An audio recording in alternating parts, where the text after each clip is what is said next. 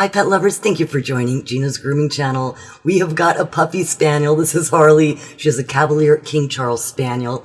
She's got a lot of puffiness on her jacket that we want to take down. We want to use tools that are going to be a little more effective than just using our standard slicker brush and our regular comb.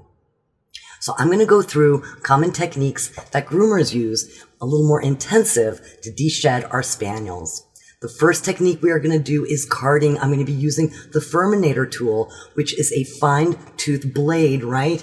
Not a cutting blade, but a gripping blade that is going to grip undercoat, right? And pull it off our double coated breeds. As you can see, it is very effective at pulling any dead undercoat.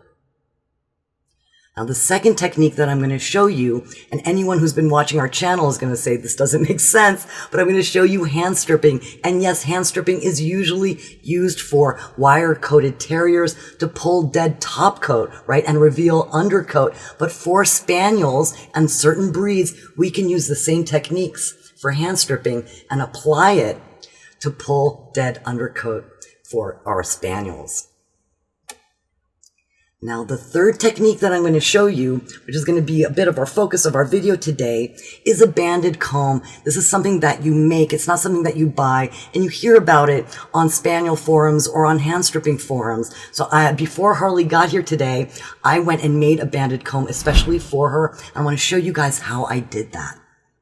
So I'm using my regular grooming bands because that's what's available to me. If you have bigger rubber bands, go ahead and use those. But what we're going to do is make this comb have grip. So you want to make sure that whatever rubber bands you're using, they're real rubber, because if they're slick, they're not going to do what it's intended to do, which is to add grip to that comb. So what I'm going to do is weave our rubber band through every single tooth. Now with the fine side, it's a little complex, right? To be a little more delicate and diligent. And then we have to push that rubber band down. Since I'm using grooming bands, I have to use a few of them, used about 10 to make this banded comb.